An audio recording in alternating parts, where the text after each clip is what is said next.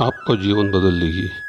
श्री कृष्ण की कही हुई ये बातें अपने हिसाब से खास से धोखा खाने के बाद लोग चाहकर भी किसी पर संपूर्ण प्रतिशत भरोसा नहीं कर पाते।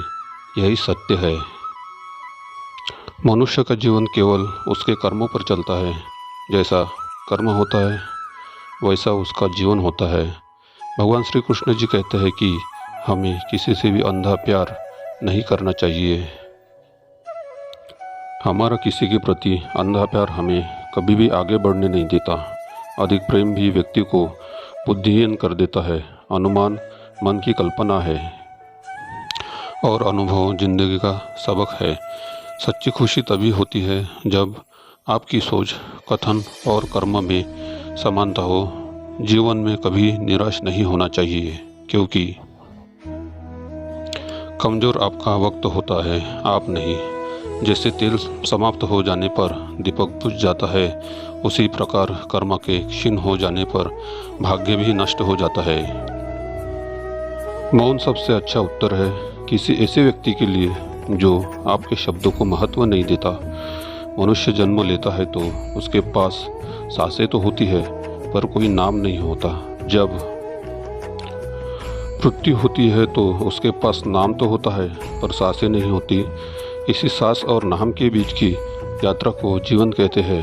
न किसी के अभाव में जियो, न किसी के प्रभाव में जियो। यह जिंदगी है आपकी, अपने स्वभाव में जियो। किसी के प्रति मन में क्रोध लिए रहने की अपेक्षा उसे तुरंत प्रकट कर देना अधिक अच्छा है। जैसे क्षण भर में जल जाना देर तक सुलगने से अधिक अच्छा है। इंसान चाहे जितना भी खुद को व्यस्त रख ले, जिससे वो प्रेम करता है उसकी यादों से नहीं बच सकता। समय कभी नहीं रुकता। आज यदि बुरा चल रहा है तो कल अवश्य अच्छा आएगा। आप केवल निस्वार्थ भाव से कर्म कीजिए और वही आपके हाथ में है। हमारी आस्था की परीक्षा तब होती है जब हम जो चाहे वो न मिले और फिर भी हमारे दिल से प्रभु के लिए शुक्रिया ही निकले। कि दया होनी चाहिए, कमजोरी नहीं। ज्ञान होना चाहिए, अहंकार नहीं। माता पिता बनना अत्यंत सुखद अनुभव है। उत्साह से जीवन जीना और स्वयं पर महारत हासिल करना खुशी देता है। कोई कुछ भी बोले, स्वयं को शांत रखो, धूप कितनी ही तेज हो। समुद्र सूखा नहीं करते।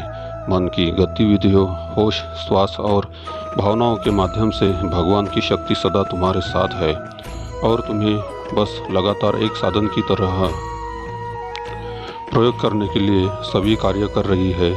तुम उसके लिए शोक कर रहे हो जो शोक करने के योग्य नहीं है और फिर भी ज्ञान की बातें करते हो।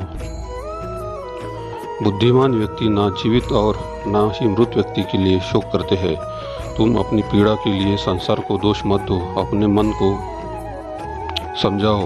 तुम्हारे मन का परिवर्तन ही तुम्हारे दुखों का अंत है। अगर तुम अपना कल्याण करना चाहते हो तो सभी तरह के उपदेशों, सभी धर्मों को छोड़कर मेरी शरण में आ जाओ। मैं तुम्हें मुक्ति प्रदान करूंगा। सुख दुख का आना जाना सर्दी गर्मी के आने जाने के जैसा ही है, इसलिए इन्हें सहन करना सीखना ही उचित है। धर्म चाहे जो भी हो, अच्छे इंसान बनो। ये सब हमारे कर्म का होगा, धर्म का नहीं।